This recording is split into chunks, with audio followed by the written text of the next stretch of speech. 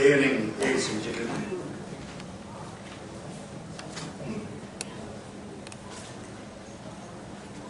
Today's lecture, recent developments in direct tax code, by Mr. H. Padmachan Kicha. It gives me great pleasure to invite Dr. Kincha and Mr. Kincha and Dr. Maya, our senior most student, is here with us, and tomorrow his lecture is also there. And all the members of the audience. Mr. H. Padmachan Kincha was a student of St. Joseph's College. He did his BCom, LLB, BCA. As far as his academic qualifications are concerned, 5th rank in BCom, Bangalore University, 25th rank in CA Final, November 1982, and presently he is a partner in Messrs. H.C. Kincha and Company, Chartered Accountants. His teaching experience is varied. He is a visiting faculty at IIM Bangalore, was a faculty at the intensive coaching classes of ICAI teaching income tax for CA final students. Visiting faculty at the Direct Taxes Training Institute of the Income Tax Department. He has presented papers at various seminars and conferences all over the country. Was writing a monthly column in Tax Patrika, a magazine of Hindi devoted to direct and indirect taxes. Was a panel member of answering queries at the NRI taxation online of the Economic Times. He was at the advisory board for answering queries of LexSite.com, a legal portal. Was a convener of the study group formed to prepare the approach paper on the transfer pricing guidance note. He has authored many books and articles. Co-author of Tax Holiday versus 10A and 10B in analysis. Author of Tax Treaties of India, compilation. Author of 3 booklets, Capital Gains of Non-Residents, Tax Deduction at Sources, Concept of Indexation under Capital Gains. Articles published in Current Tax Reporter, BCAJ, Journal of CA Institute, etc. He was also a good sport enthusiast. He was telling Dr. Maya a short while ago that he is very familiar, if not the hall here, the ground there outside the college. He was a keen cricket player, and he was using our grounds in his student days. He was a keen cricket player, was selected to represent All India polls versus the visiting West India team at Pune in 1978. Won prizes as a middle distance runner in St. Joseph's College, 30 adjudged the best outgoing student of St. Joseph's College of Commerce in 1979.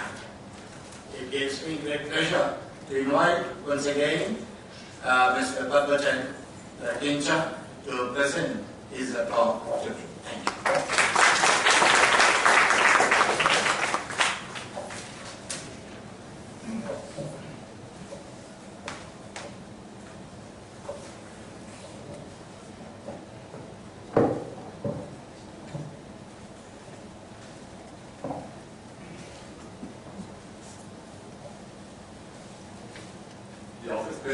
Bangalore Science Forum, Bangalore Social Science Forum, Dr. Maya particularly here, respected seniors, ladies and gentlemen. One could ask as to what is the place for taxes under the banner of Bangalore Science Forum. It's a social science. It could also be a social science forum. I thought I would relate myself to science forum itself. That does or do taxes have any role to play, have any significance as far as science is concerned? Because science deals with certainties, science deals with facts, science deals with analysis. Therefore, the question is that what is tax to do with that? But then it has been said, and rightly so, that two certainties and two facts of life are death and taxes. So tax is a factual certainty, and to that extent, therefore, it invites the color of being a science by itself. This is one reason.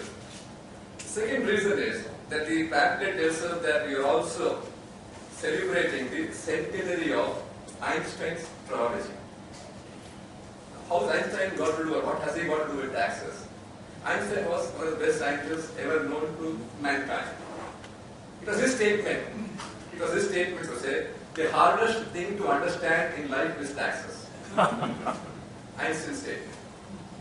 Therefore, I thought Dr. Einstein also had given an elevated status to taxes. And I thought it was appropriate that what he could not understand, can we as a group try and unravel some portions of what tax means for all of us. This is the second reason. The third reason was aptly put, that as a young player, we were outside the ground, playing cricket all our life here. We were also born and brought up in this area only. And that gave us the ground to do something and achieve something in cricketing life.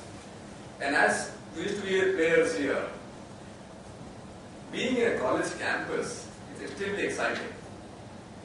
And you always wonder and wish, when would you be called inside the temple of learning to do something?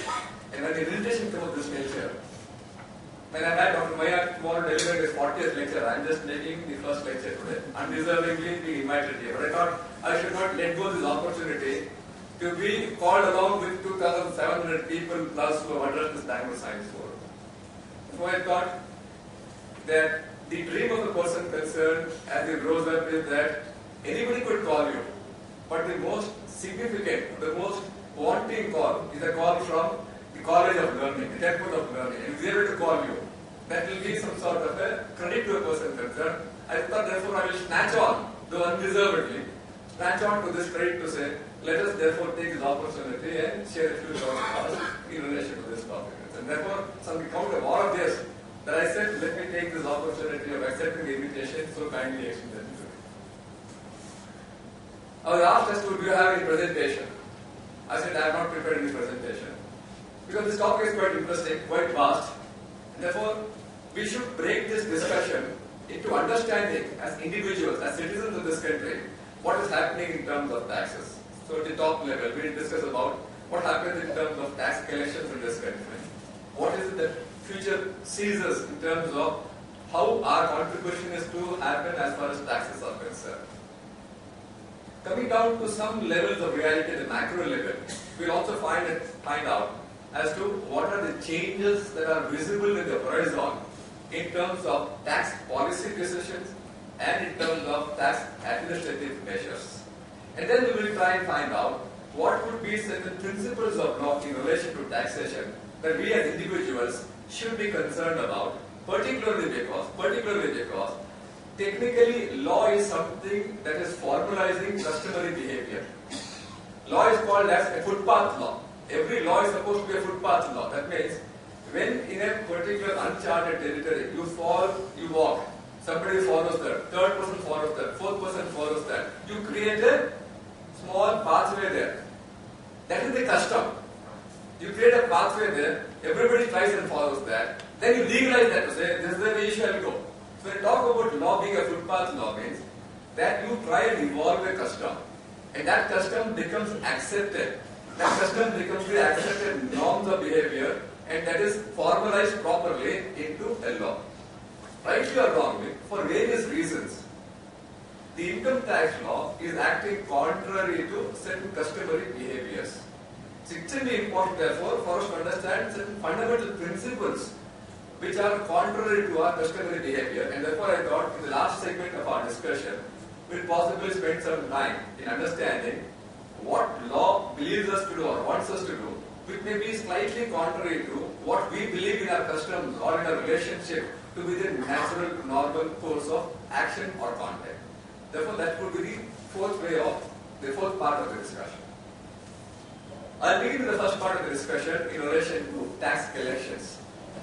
It's important for us to understand as to what's happening in terms of tax collections, where are we standing today, and what is it that's going to be visualizing us in the near future.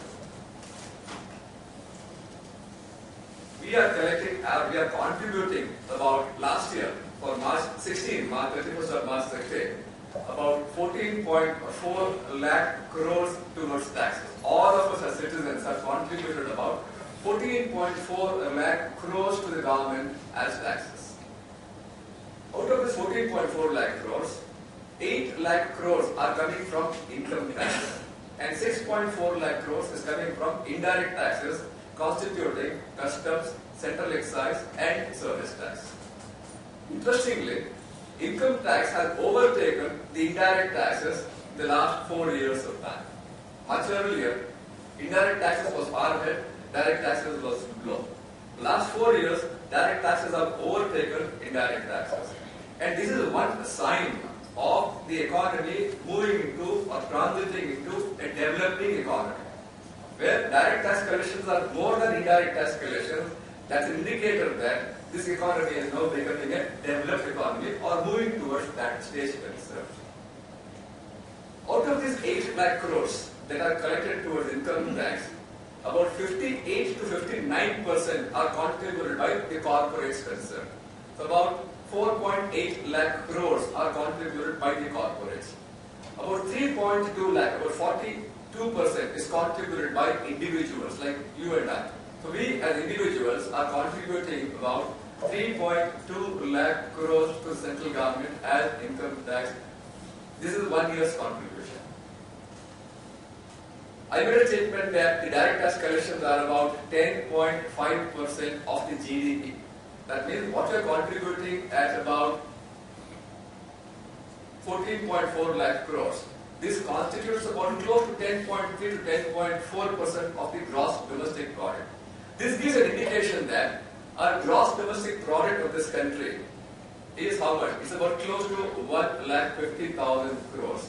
In a year, sir, we are producing goods and services in this country a little beyond 1.5 lakh crores.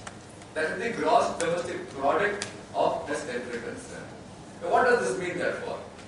It means that we are producing goods and services close to $2.2 trillion every year. We are growing at 7.5 to 7.6%. There are certain disputes, but anyway we are growing beyond 7%. We are growing beyond 7%. That means if you grow at 7.5% cumulatively, if you grow 7 to 7.5% cumulatively, we will be doubling our economy in 12 years' time. That means from 1947 or 48 onwards till today, that means about 68 years of our existence, we have done about $2.2 trillion. What we have done in the last 68 years, we will be achieving in the next 12 years. We will be achieving that easily in the next 12 years. So, India is poised for extraordinary times in terms of the contribution of the Indian economy to the world or the global economy. So what we are doing, what we have done in the last 68 years, we'll be achieving or doing in the next 12 years. This also means that everybody is involved a little more into economic creation. We are for the first time seeing our generation, next generation, coming into a surplus economy. And therefore, if elders were to be tuned to a times of shortage, every time the elders sacrifice, cutting corners, that the next generation doesn't feel at all. Because for the first time in our history, we are seeing generation that are able to get surplus from their earnings. They are able to, at a BCom level, get a good amount of employment, able to earn money, and that money is little more than what they temporarily require. So there is a change in terms of the philosophy, in terms of how India is going to be, or how India is poised in terms of the world economy, how people are therefore going to participate in greater economic prosperity as far as India versus the world is concerned. 10.4% is low in terms of the contribution to GDP. They're all cribbing about it. They're also saying that despite the fact that India is producing $2.2 trillion worth of goods and services, we don't have too many taxpayers in this country. Last year, March 16, they're expecting that about the total amount of taxpayers, individuals in this country is about 4 crores. Out of a population of about 125 crores, 3.5 to 4%, about 4 crores have filed their income tax returns. That means there are a lot more people who are not in the income tax net in terms of filing their returns of incomes. The number of people who have incomes beyond 10 lakhs, beyond 1 crore are very abysmal, very, very low. Over a period of time, in the last 3 years, government has started or initiated a number of measures as to how to increase this number of taxpayers. One thing they've done now, therefore, they're saying increasing number of transactions are going to be the subject matter of tax deduction at source. You make a payment for something, you make a payment for property, you make a payment for about 40 items concerned, you shall be deducting tax at source. This increasing or the widening of the tax net in the last 3 years has enabled the government to increase the number of persons who are in the record of the government to 6 crores. Actual filers are 4 crores, but 2 crores further are coming because of the tedious compliances, and therefore the total number of persons on the government radar screen are about 6 crores. One could ask a question as to, is 6 crores sufficient enough? The answer to that would be that India is now saying, I don't tax agricultural income. I don't tax agricultural income. Agricultural income is absolutely tax-free. More than 50% of the population today is involved in agriculture. About 54 to 55% is involved in agriculture. Although this 55% contribute only 14% to the gross domestic product. The contribution of agriculture to the gross domestic product is only 14%. Services constitute about 58%, and the balance is contributed by the manufacturing industry. So 55% of the population is involved in agriculture, and these are absolutely out of the tax net. Then we have a number of children. India is the best country in terms of demographic transition. The number of persons who are within the age group of 15 to 30, India is the best place in the world. Therefore, they are saying that India's population being between 50 and 30 is the best poised to take care of the economy at large tomorrow in the world, because every other country has an aging population. There are no young people there to support the economy and the growing people concerned. As a result of it, therefore, these people in the end are also to be excluded from tax net because the incomes of the minors are not to be filed separately. So when they exclude these two out and then take senior citizens out because they are getting exemption, they are not actually earning active life, and therefore they will also not be having taxable incomes to come into the tax net. They have significant amount of exemption. So we exclude all of this. Then you can positively find that the number of taxpayers are not that low as is perceived to be in terms of the statistics presentation to say only 3% of the population file income tax return is not a very appropriate way of presentation, because 55% is already exempt basically, and you also have somebody else who will be out of the tax net as a result of so many conditionalities or so many exemptions given to this person in the tax laws. $2.2 trillion is a very interesting statement. There is $2.2 trillion is in terms of the actual monies in terms of rupees. Now, the actual way of comparison would be not just measure yourself in terms of rupees, but compare two economies. Let us say US economy is to be compared with the Indian economy. I need to buy a basketball in US. I need to buy a basketball in India. A ball is there, basketball is there.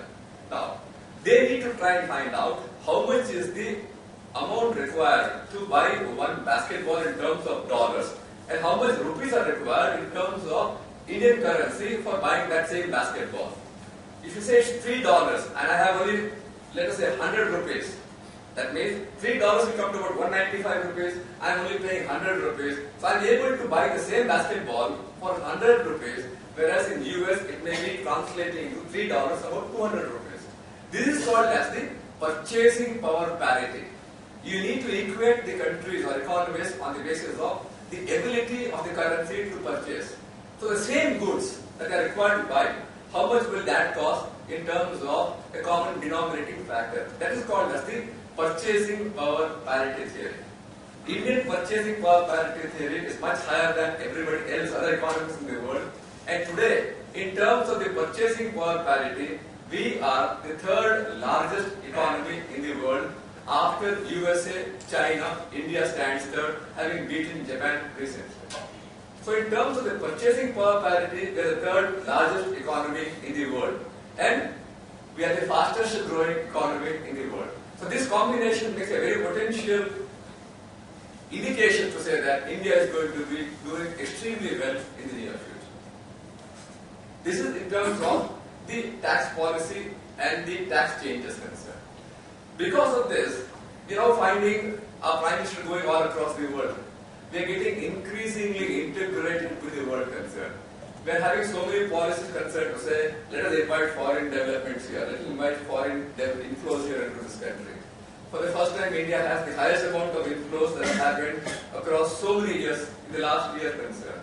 So India is getting increasingly integrated into the global economy, where the movement of men, the movement of material, the movement of capital, the movement of know-how is becoming seamless. We are therefore going to be influenced by external factors also, maybe advantageous, maybe disadvantageous, but the indicating factor is that India is now going to be increasingly integrated into the world economy.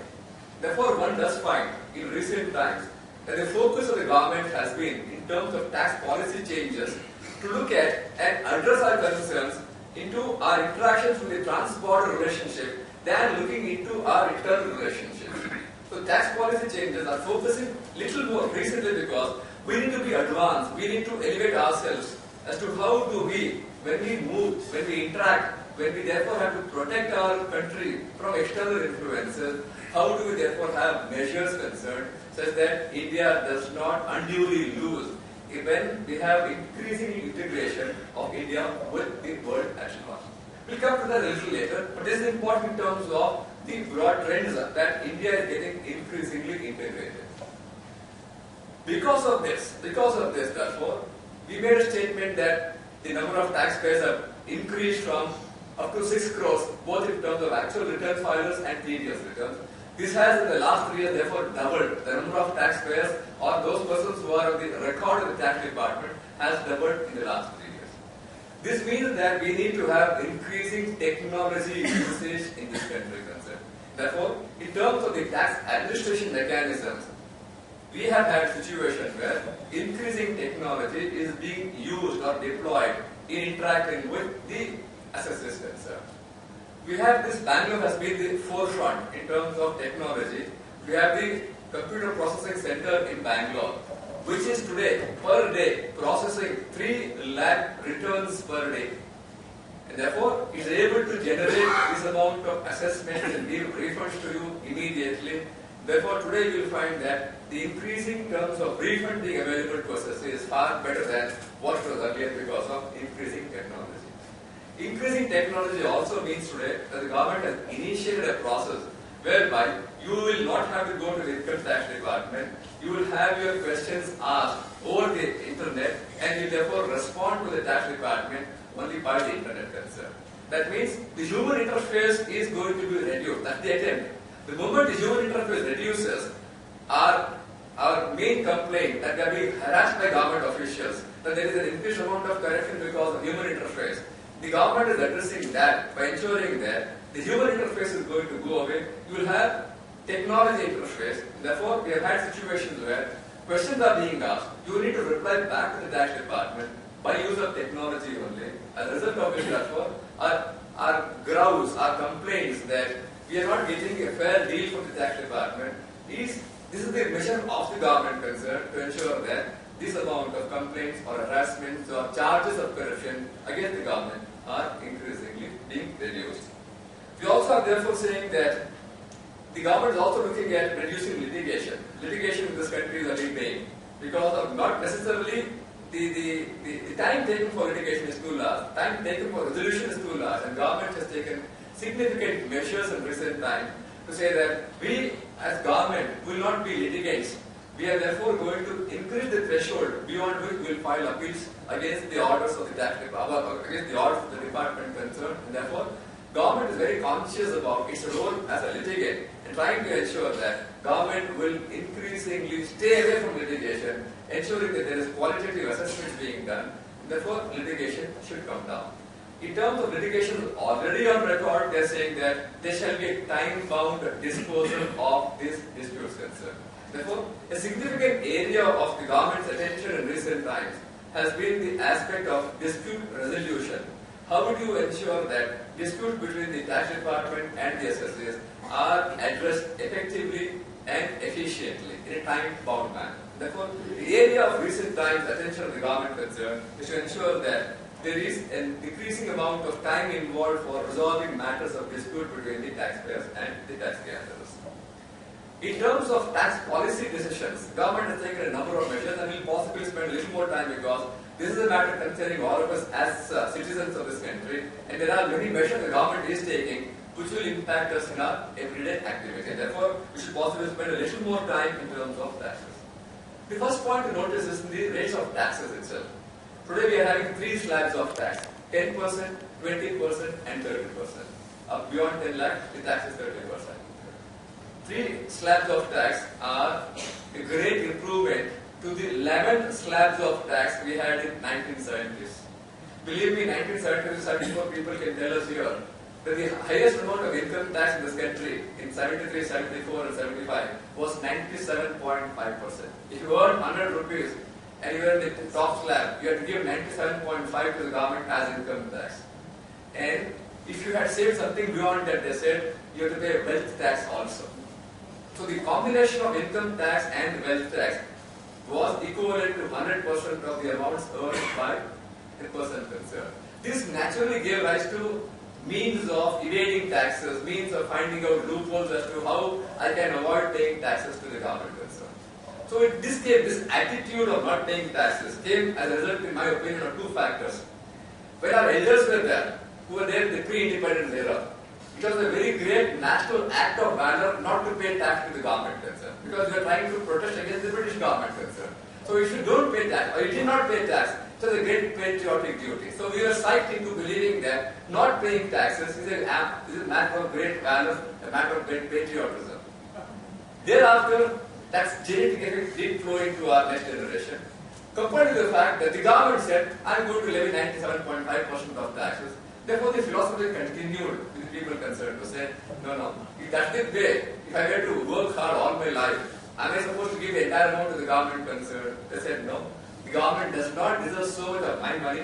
Therefore, they began finding out ways and means of ensuring that the amount of income that they earned were not properly reported to the government concerned. Over a period of time, the tax slabs have come down now. Therefore, the government has now understood that if you were to have a cost-benefit analysis for an assessee, if you have reasonable rates of taxes, then the desire of an assessee to go in for litigation will then reduce. You will say, let me pay taxes and get rid of it. And believe me, India compares very favorably in terms of rate of tax across the world. For example, in US, they call upon to pay about 36% of tax at the highest level. That is apart from the income tax you are paying to the state government. You pay about varying between 6 to 11% of taxes to the state government concerned. So the amount of taxes you pay in US is far higher. The amount of tax you are paying in Germany is far higher. The amount of tax you are paying in Scandinavian countries is far higher. The amount of tax you are possibly paying in Hong Kong and Singapore are a little lower. But India does not compare very badly with service many countries of the world, and therefore 30% tax is not just, one could not complain too much about this tax at the 30% being the highest, because it compares favorably with many jurisdictions across the world. And last year, interestingly, the finance minister made a statement that the corporate tax also is 30%, I bring down to 25% over a period of 5 years. When he brings down the corporate income tax, it will be compulsory for him and natural for him also to say, even the individual tax, I will bring it down to 25%. And the government has understood and realized that the lower the amount of tax, the lesser the need for having innovative means of trying to avoid the taxes to the government concern. Therefore, the compliance has increased, the amount of taxes have increased, and therefore, government has understood that reduction of taxes leads to a greater compliance or a better compliance as also increased amount of tax collection. Therefore, in terms of rates of taxes, you reduce the rates of taxes and they are therefore far more stable rates of taxes than we get at one particular point of time.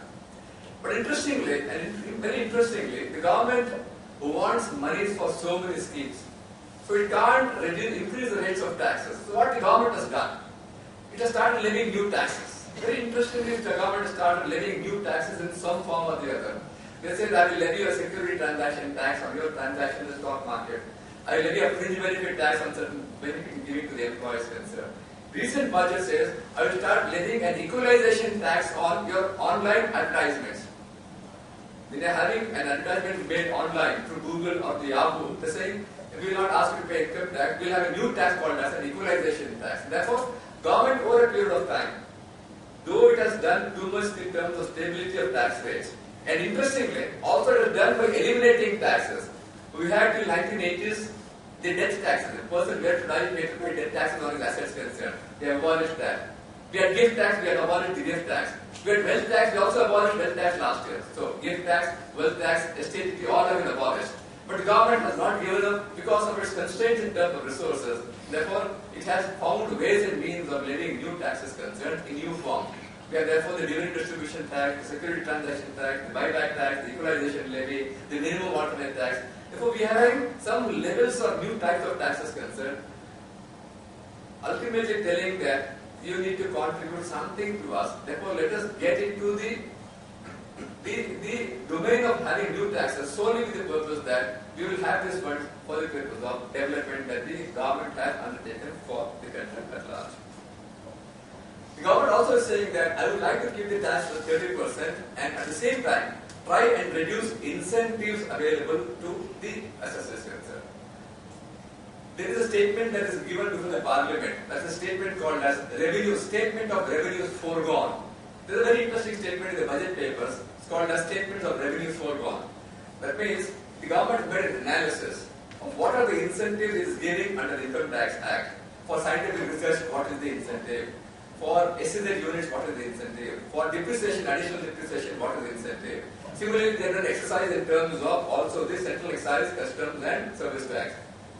The analysis of these exemptions indicates that the government every year is losing close to 4 lakh crores on incentives granted to corporates and individual citizens. 4 lakh crores. That's a very interesting statement. If you go to the budget papers, you will find a statement of revenues foregone. So what the government therefore saying is, I will need to take steps, look at these incentives and try and remove all incentives over a period of time, such that with the same rate of tax, with the incentives having gone away, I will have an increased compliance, I will have an increased amount of tax going to the government concerned. Therefore, the removal of incentives will lead to a greater amount of tax being collected, which will enable the government to reduce effectively the rate of tax from 30% to 25%. Therefore, we are finding repeated in the last 3 years' time, the attempt by the government concerned to say, let us therefore dilute, let us therefore reduce the number of incentives that we are going to grant to the assessors concerned.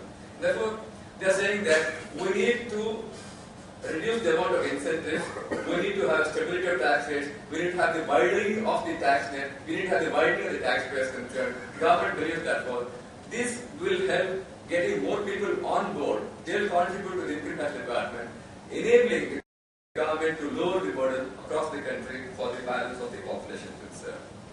Interestingly also, I made a statement that the government is now aware of India being increasingly integrated to or with the world concern. India has also seen that various countries across the world are introducing legislation. If you had any relatives with US, you would have known from them the amount of fear that was driven by the US economy to the citizens concerned by what is called as the FATCA law, the Financial Transactions Law, or the FPAR declarations to say that you shall disclose all your assets across the world concerned, otherwise you are going to be penalized, you can be liable to be put into jail. So increasingly therefore, countries world across are doing one very wonderful thing. There is a there is a concept called as the G20 countries, which have now formed a committee called as the Base Erosion Profit Shifting Scheme, or the study group has been constituted, which has 85 countries across the world, which are joining together to find out which are the ways and means in which people across the nation are trying to avoid taxes and how should we tackle that. So the tackling has happened by a mechanism by which these 85 countries have said now, we will have an automatic exchange of information of particular financial transactions. Therefore, today now, this is happening from September 2015 onwards, that India will be giving information about its citizens, it will get information about the financial transactions from 85 countries across the world. Therefore, you are finding this Panama Papers, the Liechtenstein Papers, all these tax havens, Swiss bank accounts, they will be a little difficult to be achieved tomorrow because these are all countries that have told the government, we shall exchange information automatically without there being a request from you. Periodically, these informations are going to be shared. The first flow of information has already happened. The tax department has already started issuing notices concerned. Therefore, there is going to be a lot more information available with the government concerned to ensure that people who have assets abroad, who have incomes abroad, who are trying to ensure that these stay away from the tax net, or they stay away from the eyes of the government of India, they may be finding it increasingly difficult to ensure that these are staying away from the government's eyes. We'll also talk about certain aspects of certain laws. I made a statement that we need to be aware of. The last segment of the discussion concerned. I made a statement that we are tuned to dealing in a particular way. The tax laws will say, no, I don't think that's the correct way of dealing. So there are some principles that the tax laws incorporated. Most of us will be aware, but I will recount those briefly to say what will be the way in which the tax law is now prescribing us or telling us that this shall be the manner in which you shall conduct yourself in certain financial deals. Take an example, that we have a tendency to, within the families concerned, to have an ownership of the property jointly. If I were to have money with me, I find that yes, my wife is the closest to me, and therefore, to protect her interest tomorrow, for whatever reasons, we immediately have every asset being owned by us jointly. So, in the name of the public records, it may be Mr. A and Mrs. A will be the owners of the property. Question for our consideration would be, what is the difficulty in terms of having a joint ownership of a property? The law presumes that if you are the joint owner of a property, you have contributed monies for that property. Therefore, your property is 5 crores and the property is now technically owned by Mr. A and Mrs. A.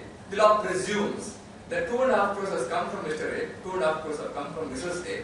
Although in reality, it would be the whole amount being contributed by Mr. A only. Where the people now contributing economic activities are very fine. But what I'm trying to drive at this example is that we need to be extremely careful about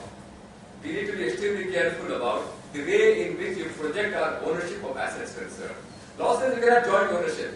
Law also says we have no objections about your projecting this transaction in a particular manner. Law only wants some sort of a certainty from your side, some sort of should say, no difficulty in terms of making a statement as to who is the person who owns the property. So in a transaction where Mr. A and Mrs. A are stated in the property document, it's possible for Mr. A to say, my wife is only a named lender, I have given the whole of 5 crores, the whole property is mine. Absolutely no problems at all. It's also possible to say that I have given a loan to my wife of 2.5 crores, she doesn't have funds of her own, and I have given a loan to her, and therefore she has contributed that towards the property concerned, 2.5 crores. I have also contributed 2.5 crores. Therefore my 5 crores came in 2 ways. One, I gave a loan to my wife, and she invested, I invested 2.5 crores myself. Absolutely fine. Even that is fine. She can also say, I gifted 2.5 crores to my wife, it's all her money now. She invested this 2.5 crores in the property concerned. This also is absolutely fine. But the law looks at consequences of all these 3 statements concerned. Law looks at consequences differently because law says that if you were to give a gift of the money to your spouse concerned, that is husband to wife or wife to husband concerned, then the law says the person who gifted the property or who gifted the monies concerned would be all along the life be liable for taxation in relation to incomes earned from out of the gifted asset.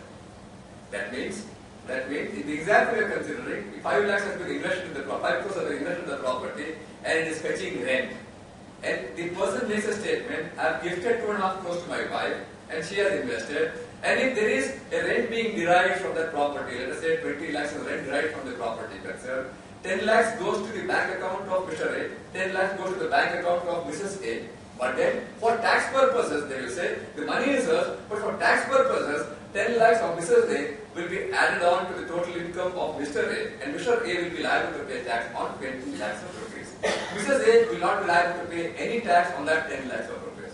This is the aspect where the law says that the transactions between husband and wife of gifting is prohibited in terms of stating that if you were to gift to your spouse concerned, the income from that will continue to be added on to your income all your lives. The property is sold tomorrow, acquired for 5 crores, it's sold for 10 crores tomorrow, he has some capital gains. That capital gains also the husband will have to pay tax on. The wife will be absorbed, but the husband will be liable to pay tax on.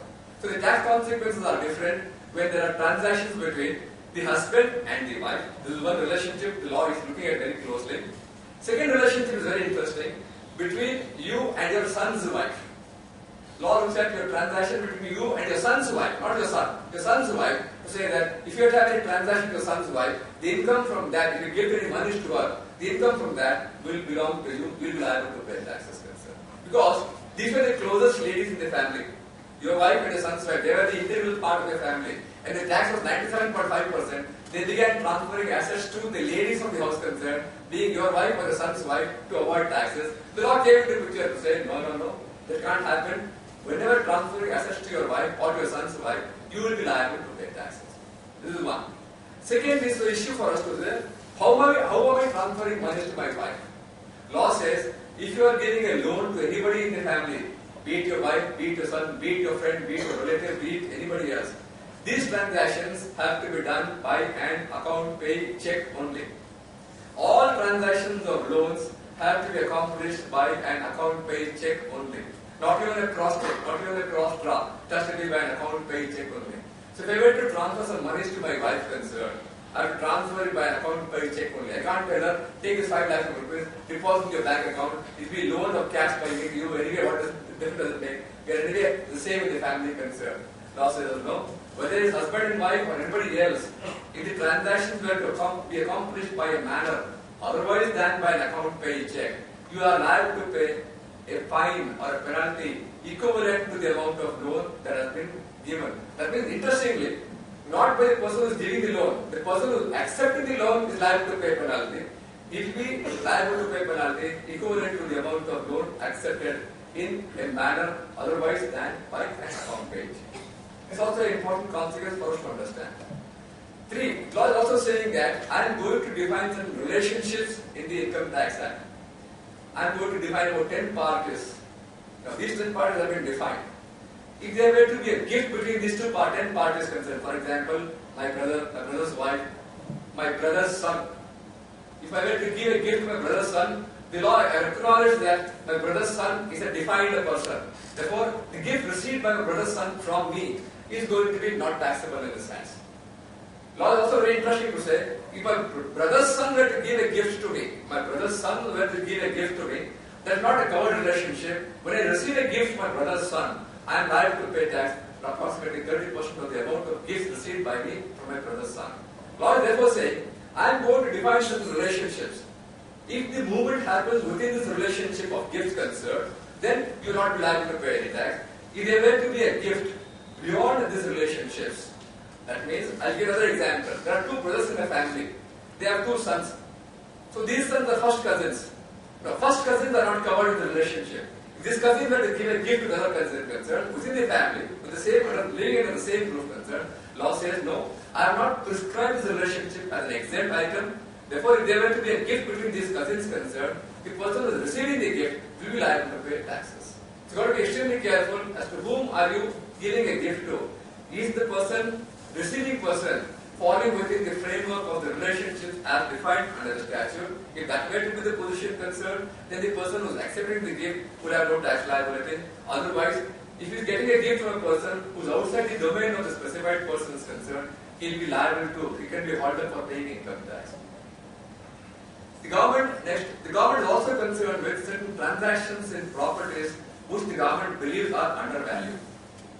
The government therefore is saying that the most amount of black money is happening in a lot of real estate transactions. Therefore the government is saying we need to address this issue also.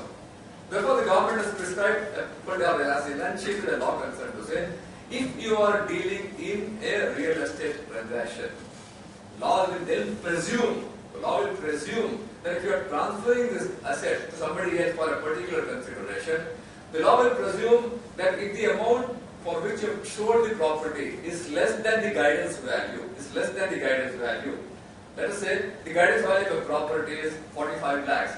You have sold the property for 30 lakhs only. Law will presume no, 30 lakhs is not the sale consideration by you. There is a statutory fiction created into the law to say that the amount received by you is not 30 lakhs, but it shall be 45 lakhs. You shall be liable to pay tax on this 45 lakhs. This is from the point of view of the seller concerned. From the point of view of the buyer concerned, the law is also creating another fiction to say, have you received a property? Yes. Have you received it less than the guidance value? Answer is yes. What is the concession received by you? The concession received by the buyer concerned is 15 lakhs, 45 lakhs minus 30 lakhs. In the hands of the buyer, they'll ask the question, have the property moved from a relative? If the answer is no, it is not moved from a relative as defined, then the buyer also will be liable to pay tax, as though it has received a gift, is liable to pay tax at 30%. Very interestingly, therefore, in immovable property transaction, law is attacking from both the sides. It is making the seller pay tax on the guidance value minimum, it's also making the buyer pay tax on presume the gift having moved from a person who is a non-relative. So government therefore is attacking the immovable properties in this manner. Also we have seen in the last couple of years now that if you are the buyer of an immovable property and you are making a payment of more than 50 lakhs over aggregate for acquisition of that property, you shall deduct tax at source of 1% on the consideration that you are making to the owner of the flat concerned or the apartment concerned or the building concerned, such that this TDS will have to be made by you while you acquire the property. The government therefore wants these real estate transactions to be of record the government concerned, so that they shall make an inquiry as to what is happening, whether that transaction has been reported for tax purposes. Apart from this, the government also said that I will make a number of authorities across the country report the value of all transactions to the income tax government.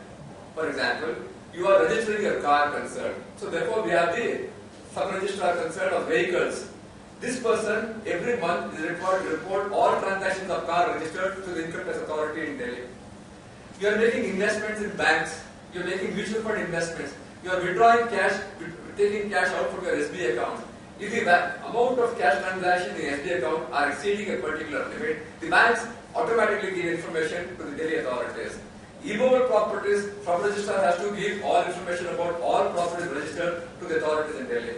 All centralized registrations, all sales tax registrations, they have reported to Delhi concerned to say, these are the persons who have taken registrations under the following numbers concerned. Therefore, the government has made it mandatory for a number of authorities who are public authorities concerned to ensure that those transactions which are required to be registered with them, they forward a copy periodically to the government concerned so that the information is available to the government for them to initiate appropriate action whether those persons have reported these transactions in their income tax filings.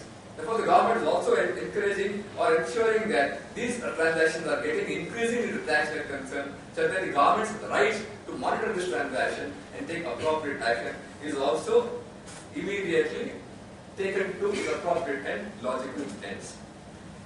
Corporates are also doing a lot of games. Corporates are playing a lot of games into saying that the routine money is concerned. Therefore, the government has come out with a clear concern that if you are having a private limited company and you want to invite people to participate in a venture concern, the government is saying you can invite somebody to participate in the venture, you have no issues. But I also laid down a limit up to which a premium can be received by you. If you receive a premium more than what I think is laid down in the law concern, that extra amount is called as unjustified premium. Government says this premium is not justified for the company concerned. This unjustified premium received by the receiving company, by the company concerned, is going to be taxed in the hands of the company. Government also is coming out with fiction concern to say that you may have the ownership of assets concerned. You may have the ownership of assets.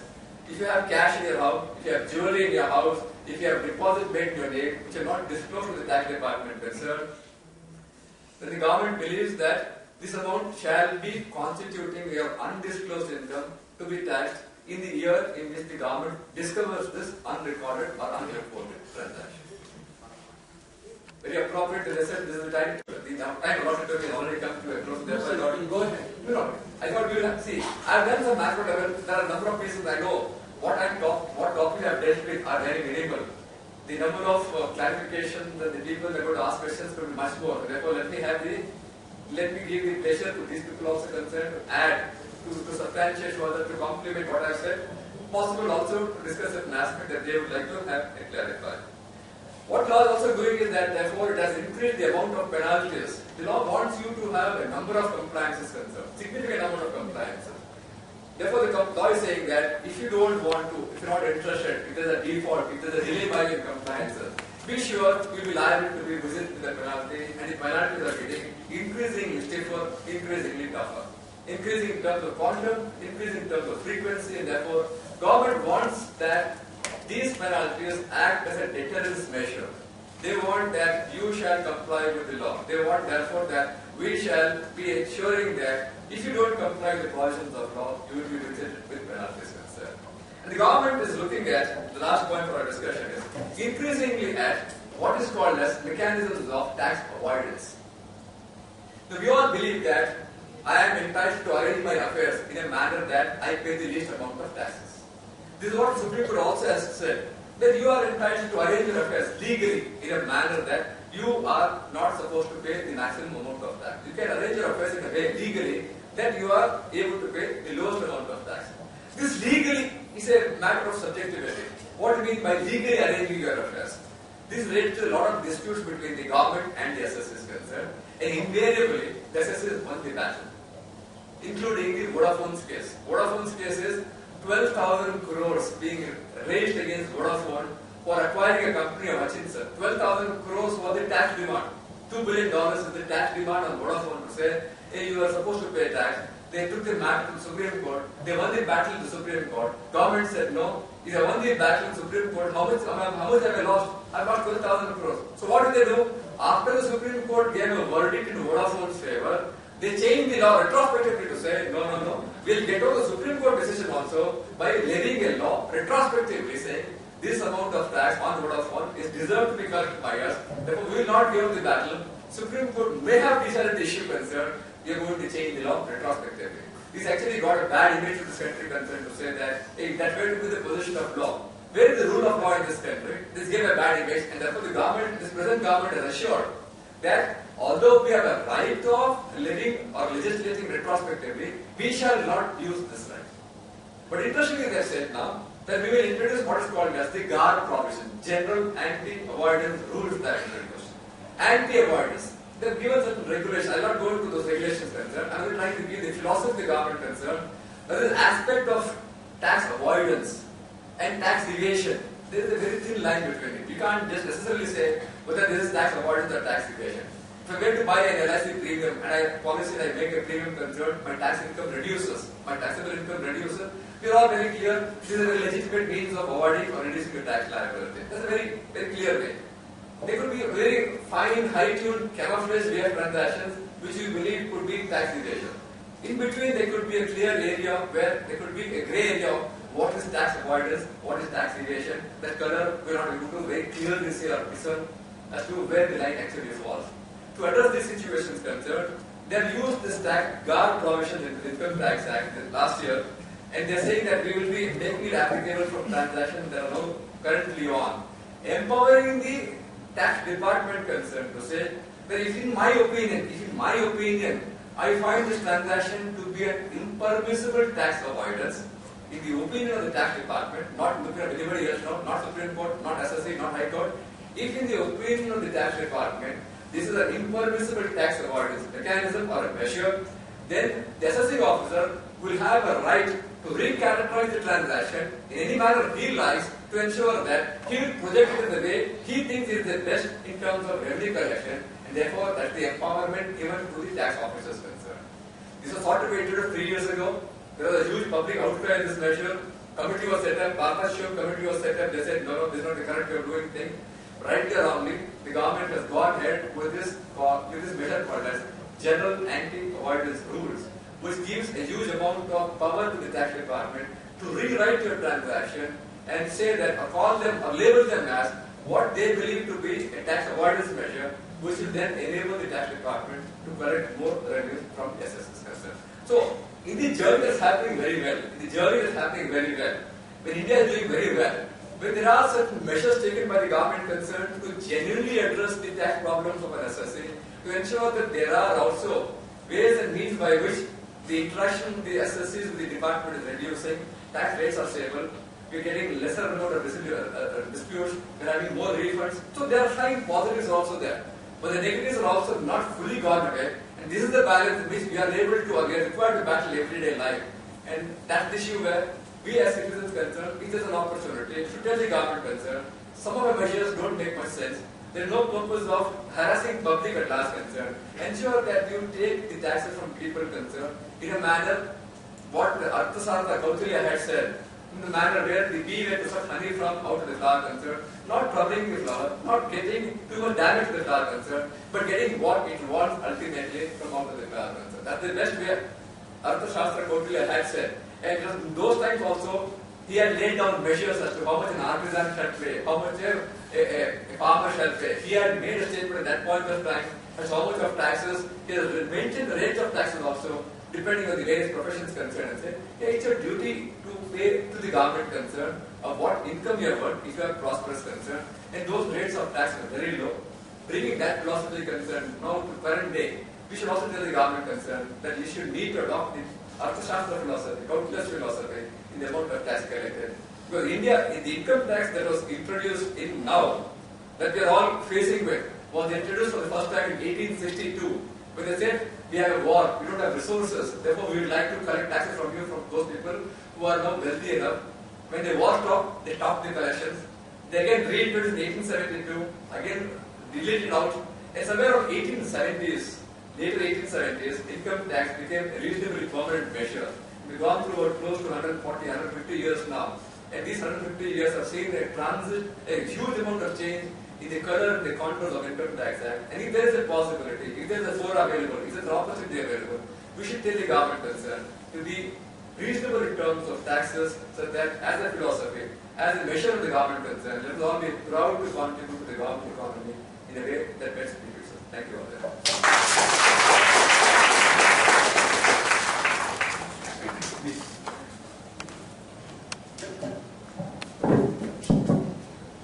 Good evening, ladies and gentlemen. It has been a great opportunity for all of us to have heard a wonderful talk on recent developments in direct tax code. It has been very informative and educative, sir. On behalf of Bangalore Science Forum, the Bangalore Social Sciences Forum, and all of us here, I extend a hearty vote of thanks to the team. Tomorrow's talk by Dr. M. Maya, former Professor of Medicine, Karnataka Medical Service, will be speaking on high-tech medicine, boon or burden. All are cordially invited. The session is open for discussion. Mr. Kincha, that was much more than recent developments in the direct taxes. I think it's the best introduction to the economics and taxation of India that I've heard of you. I'd like to make one comment. The Vodafone case, I think it was to avoid tax havens as ways of doing this. But let's leave that aside for the moment. Supposing there was a case where someone was not trying to avoid tax deliberately.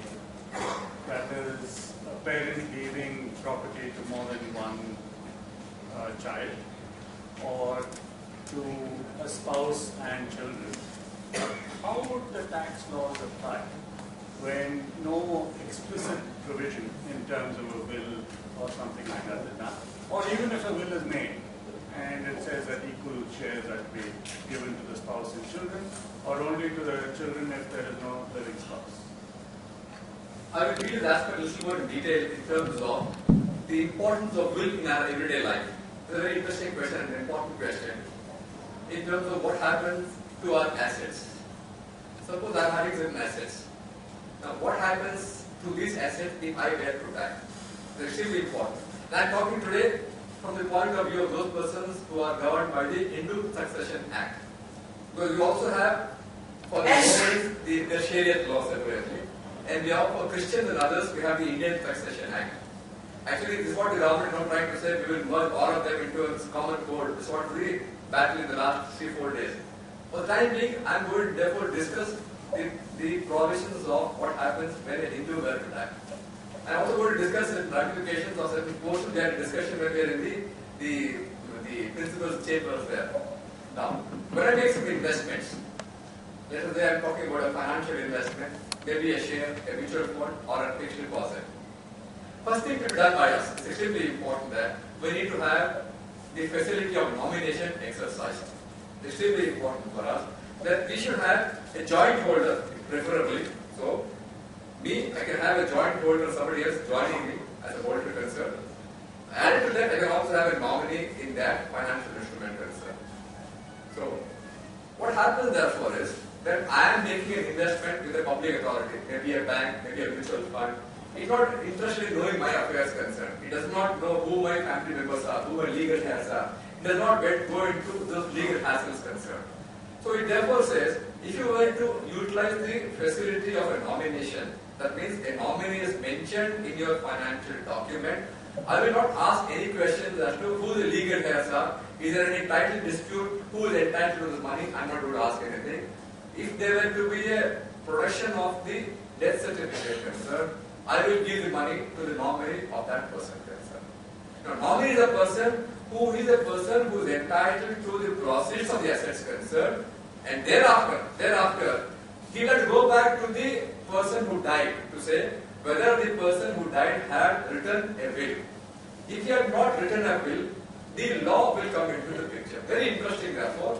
The law is now saying laying down a mechanism as to whom the assets will go. And law says also very clearly, what I am saying down in the law is subject matter of a will being written, is subjected to a will being written by an individual concerned. Therefore, if a will is written by an individual, that will have precedence over the law itself. So the will have to take effect by a person. What will is been given by a person concerned, it will have a superior position to the law. Therefore, if you have written a will, or the individual concerned has written a will, then the money or the assets will go in accordance with the directions given in that will concern. If I have written a will concern, if I let us say 3% of the family, my wife and 2 children, I can say X% goes to my wife, Y% goes to my son, Z% goes to my son or daughter. They need not necessarily be an equal disposition by me. I can also make a statement that after my death, X portion of my assets shall go to charity to perpetuate my name in a particular manner. I have the absolute liberty in relation to the assets I have earned myself, in relation to the assets that I have earned from my own exertions. I have absolute liberty to dispose them in any manner that I want. And if I were to therefore write a will concern, it will go, the assets will be distributed in accordance with the will concern. And I can appoint anybody who is called as an executor concern, who will execute my will concern, that is, he will take charge, I believe so and so. And to say that therefore, because I believe so and so, I believe that the person concerned will take all my assets concerned and distribute those assets in accordance with my directions. So the will is given effective after the death concern. And today we also have the facility of the will being registered with the sub-registrar, such that once you go and register the will with the sub-registrar, it eliminates all doubts whether the will is bogus, written after the death. The genuineness of the wills are taken care of by registering the will with the sub-registrar. Although there could be disputes about the will was forged, it was done by somebody else, it was done after the death of the person concerned. So sub-registrar facility is available for us to register the will concerned, to remove elements of doubts about when was the will written and who wrote the will. But the important point is that once the will is written, that will have precedence over the law concerned, and the assets have to be distributed in accordance with the will. Therefore, if I were to make a statement that the nominee who has taken assets from the bank has no right over the assets concerned, the nominee will be obliged to pay the money to those persons who have been written in the will as being entitled to the monies that I have said so and so shall have so and so money. So this is the law of wills which will have precedence over the law itself. If you don't write a will concern, then the Hindu Succession Act will come into the picture. We have schedules there, Schedule 1 relative, Schedule 2 relatives, and therefore it depends on whether you have Schedule 1 relative. Very Schedule 1 relative means I have my wife, I have 2 children. Those are Schedule 1 relatives. If I were to die without writing a will, all the persons who are mentioned in Schedule 1 will inherit all my properties in equal share. So 1/3 of the property will go to my wife, to 1/3 to my son, 1/3 to my daughter. FDs also will accordingly go 1/3 to my wife, 1/3 to my son, 1/3 to my daughter. So this is the way in which the Hindu Succession Act will apply, and all those persons who are mentioned as legal heirs in the law concerned will succeed to my estate equally. So that's an important aspect of the Hindu Succession Act coming into the picture where no will has been written. If will has been written, will shall take precedence over the Hindu Succession Act also.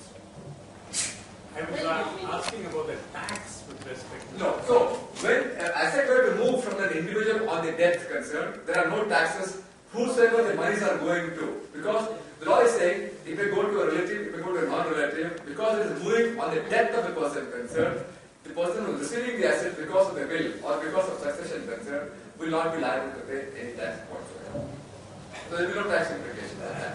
Although government is now contemplating to bring back death duties into this country.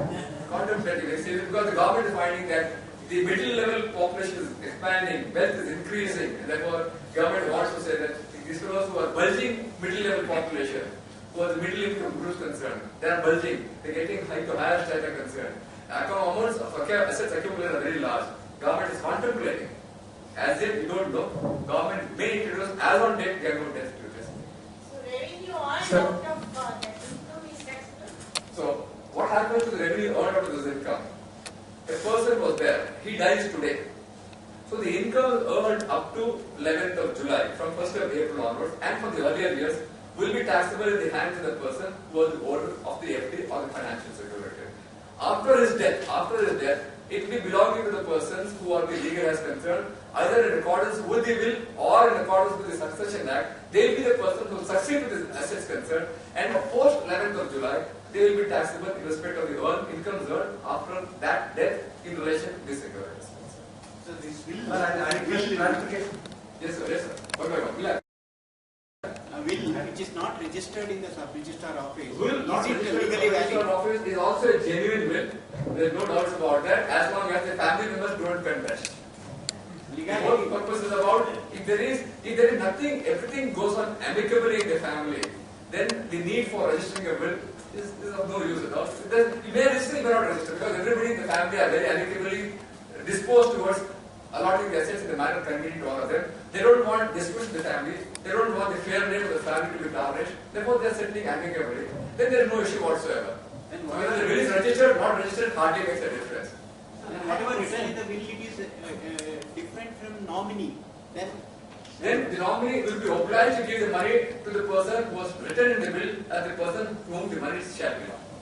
Now, if a will is registered, subsequently the man can change that will. Yeah, Then in will- that case, that means that is not Therefore, registered. the question is asking, the question is asked is, Registered. Then what will happen? so a person can write as many number of wills as he wants. He can change his desire over a period of time. He can. I can say I want all the assets to go to my wife today. Tomorrow I say no, my children also should enjoy. I can change my will. They call us to a document. One is called as a will. One is called as a codicil. Will can be an original document all by itself, or some portions of the will I can change by a codicil. A will or a codicil, which is written over a period of time in sequencing order. You have to go by the last written document concerned and give effect to that. So come back from the last written document to the earlier documents to such time that you find that all the assets in all documents are now covered on the fellow who died concerned. Therefore, a will having been written, having been registered, there is no prohibition for an assessee to change that will. That change will may be registered, need not be registered, again left to the convenience of an individual concerned. Registration of will is not mandatory. Registration of will is not mandatory. Because you registered the first will, not mandatory, you shall register the second will also. Because you did not register the first will, it not necessarily mean you can't register the second will also. It's all to the choice and convenience of an assessee concerned. Therefore, the will is a powerful document available for resolving the family disputes concerned in a manner that is most suitable. Only thing therefore I made a statement that the registration of will can eliminate doubts about the date whether the will was written at all and by whom was it written. Those are the evidences, those are the actual findings you can eliminate by registering. There is no mandate under the law to register with it. Sir, I am coming to the grassroots level. Who has to file a return? If you are not in the taxable limit, should you file a return? If I am not in the taxable limits, I am not required to file a return. Unless I have income below taxable limits, but the bank has done a TDS in my name. I want a refund the bank. At that point of time, I am obliged to file a return of income. Otherwise, if my income is below taxable limits, law does not mandate you to file a return. Sir, I have a request for clarification on two issues. In India, it is very well known that most of the transactions, majority of the transactions, they take place through cash service. Where the buyer, even if he insists, that the seller says, if I prepare a bill, you have to pay tax. So that's how that's commodity. So that part of tax doesn't go to the government. So we have to, I want clarification on that. How that is going to be tackled by the government later. And the second one is, in the CSR activity, CSR, corporate social responsibility, where as far as corporates are concerned, right, they meet demand meeting and all that, they take care of CSR. When we get into the government institutions like banks, when there is a direct, continuous erosion in profits, so is there any meaning in the, putting that 2% CSR as a mandate? I'll answer these two questions. The first question was on cash transactions. See, what happens is, every person who is involved in economic generation activity is worried that the amount of taxes is required to pay is very high. That's the perception of an individual concern. If I am a small, you were mentioning about small kirana stores, I am liable to pay sales tax, I am liable to pay entry tax, I am liable to pay so many types of taxes concerned. I am also called upon to pay income tax at the end of the transaction. You find therefore, very interestingly, if you take an analysis of the amount of taxes that are going to be levied by the state government and the central government on a cumulative basis, it is coming to more than 63%. Extremely high in terms of taxes. There is a natural perception therefore for an individual that if I don't put this transaction on the official stream, I can save a lot of taxes concerned. Therefore, they say, let us deal in cash so that we don't record this transaction at all. And this is the area which the government is trying to tackle. And the best legislation to tackle this is the goods and service tax, the GST tax. It's an extraordinary legislation for this purpose because there is an automatic reference. If I have sold goods to Mr. A has sold goods to Mr. B, I am recording this transaction in my books of account because I am able to get input tax credit for all my taxes concerned. So, any person in the chain of activity, the goods are manufactured in Bombay, transported by somebody else, received by the distributor, sold to the retailer, retailer sells to the consumer concerned. All these type of transactions are going to be captured electronically, automatically, without the possibility of anybody in the chain trying to avoid transactions. Very easy technologically. that these transactions in the GST segment are going to be on the radar of the department concerned, making it next to impossible for this person concerned to stay away from the mainstream activities by saying, let me deal with cash. So that will be a huge increase for the department, government. Yes. That will be giving a huge increase to the That's why the statement made is kindly implement the GST. Our GDP will increase by about 1.5% automatically. 1.5% GDP will increase by the implementation of GDP by the GST itself because number of attempts by this person is concerned in the whole chain of transactions to stay away from the mainstream, all that can be plugged and everybody in the stream would therefore be obliged to disclose the transaction. Same for small, at the last leg of the mile concerned, they may, that's hardly a consequence for the government concerned because they are too small a player in the entire segment for the government to focus on. Therefore, GST is one of the, in my opinion, extremely important legislation. Forget the amount of the harassment is going to go away. The larger context in terms of the country is that you're going to have all transactions concerned across the country being in the mainstream, being on the radar of the government concerned, individuals having no ability to stay in the mainstream, and this is going to therefore make reporting mechanism very easy. We're going to increase our GDP. The tax collections are going to be good. We should, as population concerned, get the government concerned, reduce the rate of GST to make everybody's life very happy. And GST therefore is extremely important legislation. Coming to the CSR aspect to say that what happened to banks concerned, banks are losing money. Banks, extremely important that why banks are losing money. We also have to understand why banks are losing money. Government has laid a great emphasis on infrastructure development in the last 4 years. Great amount. They said, if you want to invite more people into this country, you want more FDIs, we need to have a conducive environment. What is the conducive environment? Legislations have to be happy, government interactions have to be less, and our infrastructure has to be the best. Our airports have to be the best, our ports have to be the best, our roads have to be the best. Government therefore has laid a huge amount of emphasis on infrastructure. Government therefore invited a huge amount of wish to say, let us increase infrastructure in a big way such that our infrastructure is improving, economy will improve. People started bidding for infrastructure projects in a big way to say that we also joined the government concerned, national vision, let us also participate. But the lot of hassles on the ground level realities did not enable the government to pass on the land, other assets, resources concerned for the purpose of meeting the infrastructure requirements in accordance with the scheduled plan. These people have paid monies but are not able to carry on these activities because the land clearances in a big way have gone away. When the land clearances went away, who gave the money to these fellows concerned? The banks gave the money to these fellows concerned. Banks have a norm to say, if you don't get any money from this fellow concerned, you call it as an NPA, you call it as a non-performing asset because he has not paid you the installment of loan or the interest concerned, he becomes a non-performing asset. If he becomes a non-performing asset, provide in the balance sheet. Therefore, banks have started providing for the NPAs in the balance sheet. So this is a cascading effect of a, I understand some individuals, I not names concerned, who have not been clean in their dealings or transactions concerned.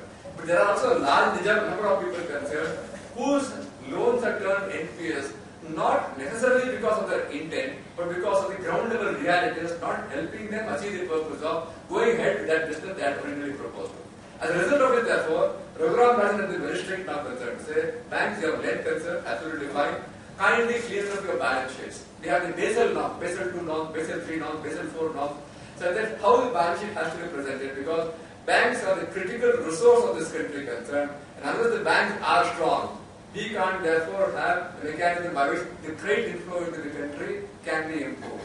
Therefore, Raghuram Rajan was very insistent to say that banks shall provide for all these liabilities. Take a hit. We will see how the government will infuse more money to restart the economy concerned. But let us clear the banks, and therefore he has been very insistent about changing the norms for NPS being recognized. As a result of it, you find Punjab National Bank having a huge amount of losses, the Canara Bank also having losses, Corporation Bank having losses.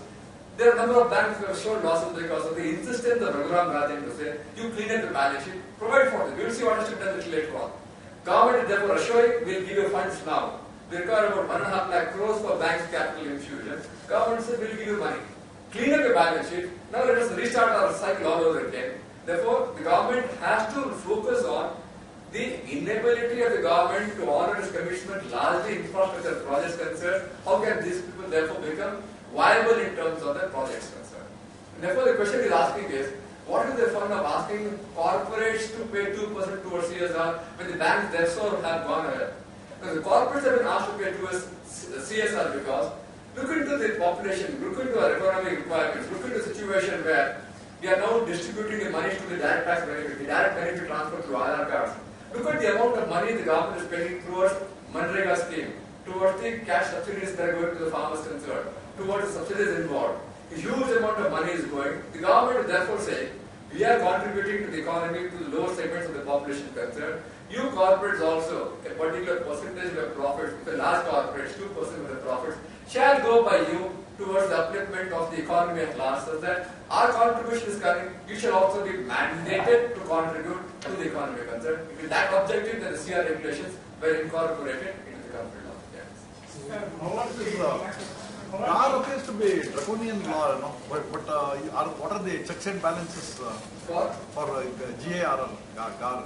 No, I will not go to the technical subject. We can have an offline discussion after this.